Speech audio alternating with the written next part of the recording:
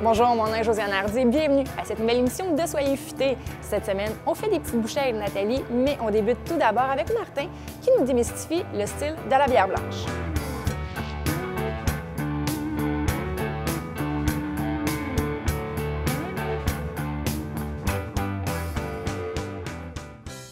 Martin, aujourd'hui, on parle d'un style de bière, une blanche. Qu'est-ce qu'une blanche? Une blanche, c'est un style. En fait, les blanches sont divisées en deux grandes familles.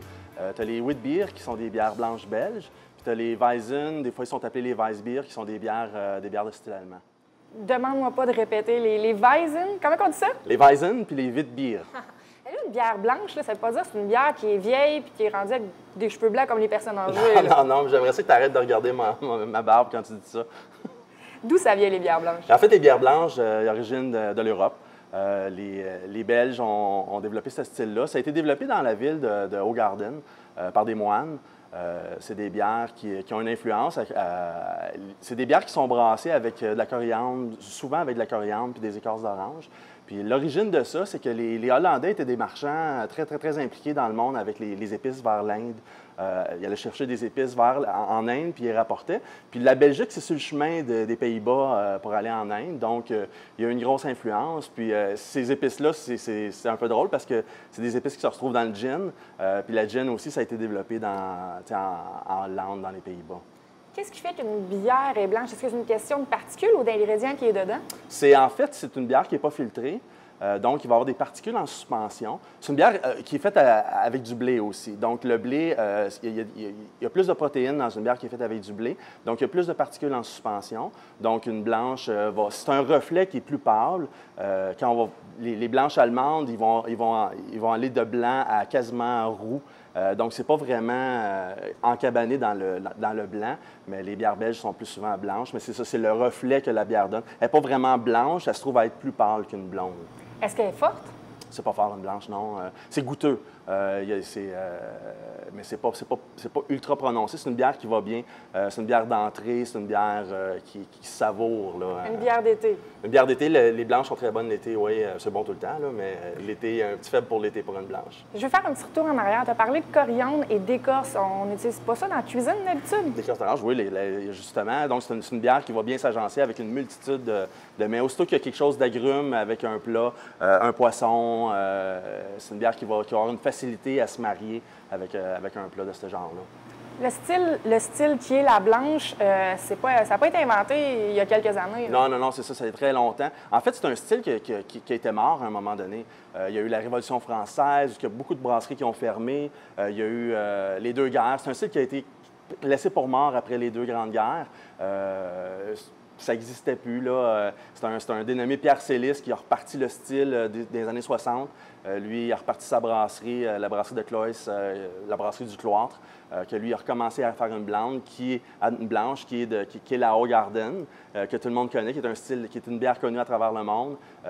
Présentement, ça appartient à un gros conglomérat, AB InBev, mais c'est une bière qui est extrêmement populaire, où on sent beaucoup l'orange. On ne peut pas passer à côté d'une Hoegaarden sans avoir les notes d'agrumes. Qu'est-ce qui est arrivé pour qu'on voit autant de blanches sur le marché? Parce qu'on n'en retrouve pas rien qu'une ou deux sortes. Là. Il y a une panoplie de blanches. Bien, historiquement, c'est intéressant parce que chaque village en Belgique avait sa blanche.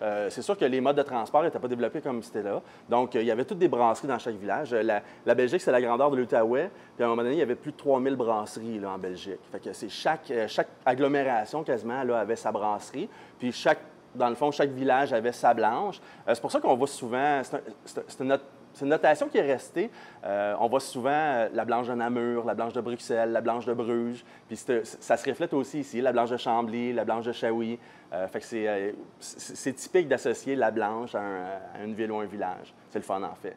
On parle de Belgique, mais il y a aussi des blanches allemandes, si je ne me trompe pas. Oui, les blanches allemandes qui sont différentes. On dit que c'est deux familles séparées parce qu'elles sont vraiment différentes. La blanche allemande, elle utilise une levure qui est différente. La Tauras-Pula del Bruicki. Demande-moi pas de répéter ça, là. Mais c'est ça, c'est une levure qui est différente. Puis au lieu d'avoir des notes d'agrumes puis de coriandre, tu vas avoir des notes de banane, de clou de girofle. C'est la façon que la levure travaille. Elle va développer des esters qui sont différents. Donc les arômes sont vraiment différents. C'est pas caractéristique des bières belges. Là, c'est vraiment un style qui est différent. Fait que c'est le fun à découvrir, là. Est-ce que justement, pour quelqu'un qui est vraiment pas familier avec les bières blanches, est-ce que tu leur suggérais, les bières de microbrasserie en général, est-ce que tu leur suggérais d'aller vers la blanche justement parce qu'elle n'est pas forte? Ça dépend. Il y a un caractère assez fruité avec une blanche, puis il y a des gens où ça adhère pas. Donc, c'est vraiment selon ce que le client veut découvrir. Mais la blanche a une facilité, justement, par ses arômes fruités. C'est une bière qui est facile d'approche. Donc, pour commencer, pour découvrir les bières de microbrasserie, c'est quelque chose d'assez facile. Puis si on revient aux bières allemandes, la bière allemande, des fois, on va voir Weissbier, Weiss qui veut dire blanche. On va voir Weizen, qui veut dire la même chose. Puis on va voir Hefeweizen. Dans le fond, Weizen, ça veut dire blanche, puis Hefe, ça veut dire levure. Fait que dans le fond, c'est une bière qui est typique des particules en suspension. Il y a aussi des bières blanches filtrées, des bières blanches allemandes filtrées, qu'on va appeler les Kristallweizen. Puis ça, en fait, c'est une blonde. Il y a beaucoup d'informations derrière une petite bouteille de blanche. Merci beaucoup, Marc. Bien, merci beaucoup.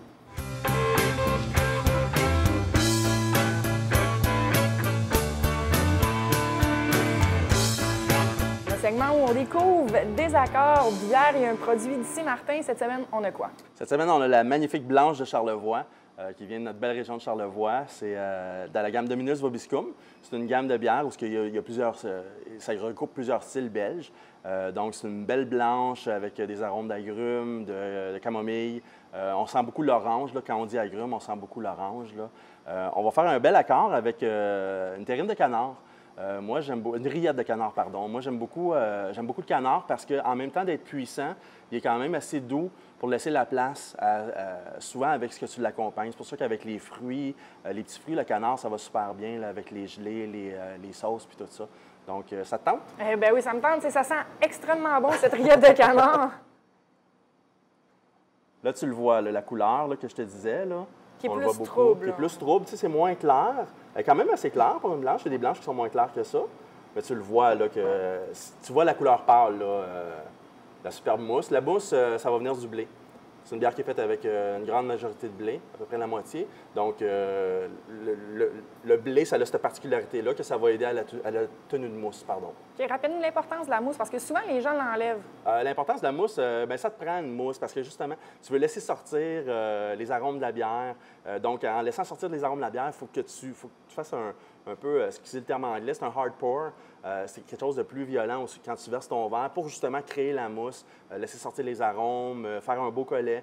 Ça protège ta bière en même temps aussi, la mousse, veut pas, là, contre l'oxydation. Donc, on sent ça? Oui. Est-ce qu'on sent? On sent les goûts d'agrumes. On sent les agrumes. Oh, oui, discrètement, il y a comme quelque chose qu'on n'est pas capable exactement de mettre le point dessus. C'est la camomille, une petite douceur là, qui est assez intéressante. Fait que là, on va prendre une gorgée. Parfait. Ouais, c'est doux, là. C'est vraiment agréable. Là. On tombe dans ma palette, là. Exactement. Là, on va aller faire la même chose avec le canard. On va le sentir. Il va nous donner beaucoup d'indices sur ce qu'on va goûter. Il y a une certaine rondeur. Il y a un petit goût sucré qu'on sait qu'on va avoir en bouche, qui est vraiment intéressant. Fait qu'on goûte.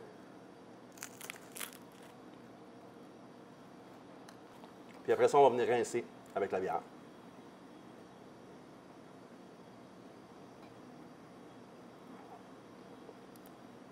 Oh, parfait accord, ça. Très bien. Et on peut voir, comme tu dis, les deux se marient super bien. Ouais. En plus, je vois ça, une soirée entre amis, là, ou avant le repas, ou comme en collation de soirée. Même tout seul, c'est parfait aussi. Oui, même tout seul. En écoutant le hockey aussi, pourquoi pas? Bien, c'est ça, c'est que les deux laissent place chacun à l'autre. Donc, on a quelque chose qui est vraiment le fun en termes d'accord. Très intéressant. Merci beaucoup, Marc. Merci beaucoup.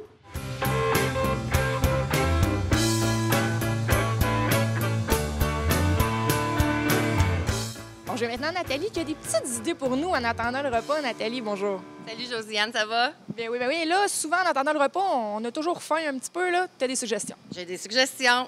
Alors, en attendant le repas, on peut opter pour les petites olives. Donc, ici, on en a des pas piqués des verres. On a même les gens du centre-ville de Gatineau qui se déplacent de notre côté est maintenant pour venir les chercher. Donc, c'est des olives farcies. Habituellement, à l'épicerie, on va retrouver les farcis à l'ail, farcis aux amandes blanchies. Ici, on a des olives farcies aux amandes rôties, des olives farcies au cachou et curry, des olives farcies fromage de chèvre, ail et fines herbes, olives farcies avec le chorizo de William J. Walter. Donc, c'est le chorizo que les gens sont habitués. Puis, les traditionnels Kalamata. Puis, on a d'autres options différentes ici, olives au citron, au saumon, fromage bleu, poivron, puis les plus traditionnels comme à l'ail et piment d'Espelette peuvent faire changement. Dans un autre registre, on a les petits pâtés. Donc, souvent, avant le repas, on offre un beau plateau fromage, charcuterie. Alors, les petits pâtés, bien, on a bison brandy, cerf, morée, madère, on a de faisan. Je vous avais parlé l'autre jour de ceux de la ferme Moreau qui sont un peu plus traditionnels à l'ail, au poivre, nature. Et il ne faut pas négliger les petits pâtés en pot comme ça. Parfois, en pique-nique, on veut épater notre tendre moitié, on l'amène pique-niquer. Et le petit pâté en pot de verre comme ça nécessite aucune réfrigération. Alors, c'est une très bonne option. Celui-ci, je l'ai sorti, je l'ai sorti parce que la rillette de canard, ça fait fureur. Et tous les produits de canard confondus, Josiane, moi, c'est une surprise pour moi ici comment les gens sont vraiment, ils ont un engouement pour le canard. Fait que ce soit la cuisse de canard confite, le magret séché, on a des tourtières, des pâtés de canard. Le canard fait fureur. Ce qui a fait bading-badang tantôt, c'est nos petits saucissons. Ici, j'en ai un plus gros. Ça se décline en nature, fromage de chèvre, fromage bleu, noix de Grenoble, piment de chili, sanglier. Ça, on coupe ça comme des chips. On fait des petites rondelles, on fait ça en petits plats et les gens mangent ça, petites grignotines en attendant le repas. C'est extraordinaire. Puis, il y a les fromages, parce que tu as vu, pour mes olives, bien, j'ai un beau bateau. On appelle ça un bateau à olives. Les accessoires ne sont pas à négliger non plus. Donc, on a, pour un brie, un beau caclon qu'on peut faire chauffer le brie au four. Donc, ça te fait un fromage qui est tout crémeux. On peut le garnir avec des légumes. On peut garnir ça avec des noix de Grenoble, des petits mélanges de fruits séchés. Donc, tous les assortiments de produits qui nous permettent de patienter jusqu'au début du repas, c'est-à-dire, puis avec nos beaux accessoires, bien, d'épater un peu la galerie. Merci beaucoup. Ça me fait plaisir. Je vous remercie d'avoir été des nôtres encore une fois cette semaine. La semaine prochaine, on découvre les pale ale. Martin nous explique qu'est-ce que c'est. Je vous rappelle, vous avez des commentaires, vous pouvez toujours écrire à nouvelle avec un s@tvc.qc.ca. Passez une très bonne soirée, on se reparle la semaine prochaine.